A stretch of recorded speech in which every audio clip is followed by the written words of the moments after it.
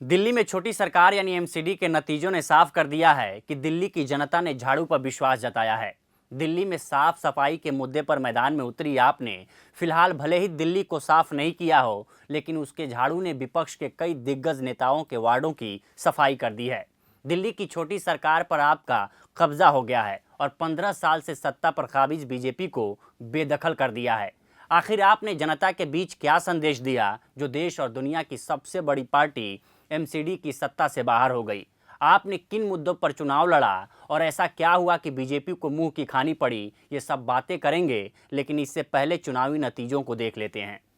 दिल्ली नगर निगम के एकीकरण के बाद नया परिसीमन लागू किया गया था। इस परिसीमन के तहत 250 वार्ड बनाए गए थे। सरकार पर काबिज होने के लिए 126 सीटों की जरूरत थी। आपने 250 में से 134 सीटों पर कब्जा किया है।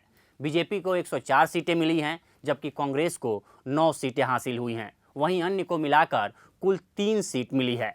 अब जान लेते हैं कि बीजेपी के हार का कारण क्या रहा। बीजेपी के हार का पहला कारण एंटी इनकम्बेंसी रही।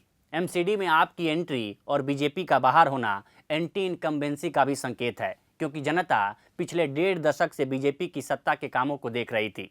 आप जनता से अपील की थी कि वो एमसीडी के कामों की तुलना आप सरकार से करे। शायद दिल्ली की जनता ने आपके कामों की तुलना एमसीडी के कामों से की होगी। इसी का नतीजा रहा कि परिणाम में आप पूर्ण बहुमत के साथ आई। आप अपने स्कूल और अस्पताल की तुलना एमसीडी के स्कूलों और अस्पतालों से की, क्योंकि एमसीडी के अंदर भी स्कूल और अस्पताल आते हैं। ऐसे में जनता ने आपके स्कूल और अस्पतालों को तरजीह दी। कांग्रेस, बीजेपी और अन्य वोटों की आप पर शिफ्टिंग का मतलब क्या है? जब आप आंकड़े देखेंगे तो पता चलेगा कि आपके वोट शेयर में काफ़ी बढ़ोतरी हुई है। साल 2017 के एमसीडी चुनाव में आपको 26% वोट शेयर मिला था, जबकि 2022 के एमसीडी चुनाव में ये बढ़कर 42% हो गया है। बीजेपी के वोट शेयर में कोई फर्क नहीं पड़ा है, बल्कि बढ़ा ज़रूर है। सबसे ज़्यादा नुकसान कांग्रेस को हुआ है। कांग्रेस के वोट शेयर में 9% की गिरावट आई है। बीएसपी और अन्य के वोट शेयर में भी गिरावट हुई है। इससे साफ है कि बीजेपी को हराने और केजरीवाल को जिताने के लिए कांग्रेस, बीएसपी और अन्य का वोट आप पर चढ़ा है। अब जान लेते हैं कि एमसीडी चुनाव में आपने जनता के बीच क्या संदेश दिया।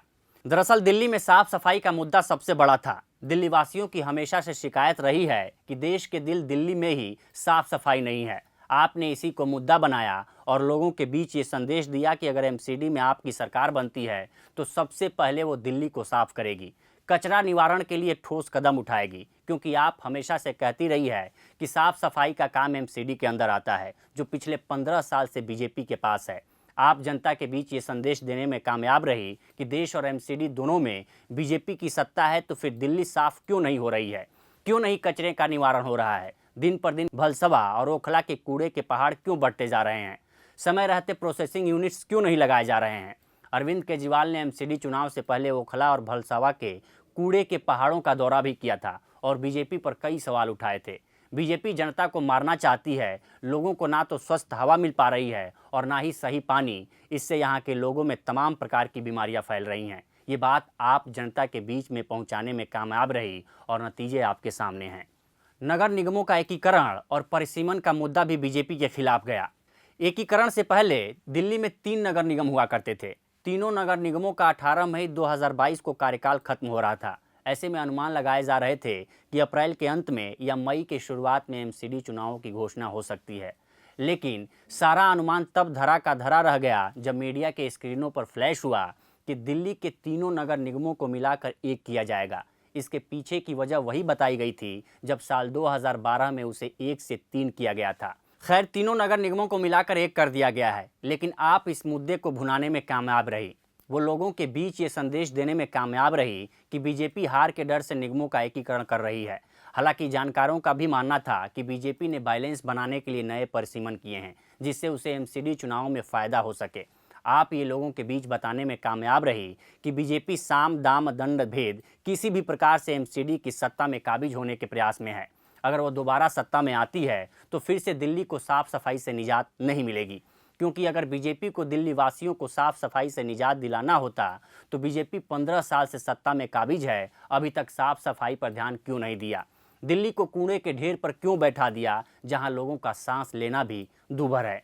एमसीडी चुनाव बीजेपी के लिए नाक का सवाल क्यों था? बीजेपी ने एमसीडी चुनाव को नाक का सवाल बना लिया था। यही वजह रही कि बीजेपी के राष्ट्रीय अध्यक्ष जेपी नड्डा समेत केंद्र के 18 मंत्री और 4 प्रदेशों के मुख्यमंत्री एमसीडी के चुनाव प्रचार में उतरे थे और बीजेपी के लिए वोट मांग रहे थे। बीजेपी के लिए एमसीडी खास इसलिए था कि प्रदेश में सरकार उसकी तो नहीं है, लेकिन कम से कम एमसीडी में तो सरकार हो जाए, जिसे जनता के बीच में बताने के लिए उसके पास रहे कि देखो, प्रदेश के मुख्यमंत्री से ताकतवर हमारा मेयर है। क्योंकि जानकारों का मानना था कि जो एकीकरण किया गया है उसके तहत मेयर की पावर मुख्यमंत्री से ज़्यादा है। इसके अलावा दिल्ली नगर निगम दुनिया का सबसे बड़ा नगर निगम है, जहां करीब 2 करोड़ लोग रहते हैं। ये जनसंख्या कई प्रदेशों की जनसंख्या से ज़्यादा है। दूसरी बात ये कि यहाँ देश भर के सभी बड़े नेताओं का निवास स्थान है और तो और यहाँ खुद प्रधानमंत्री मोदी बैठते हैं।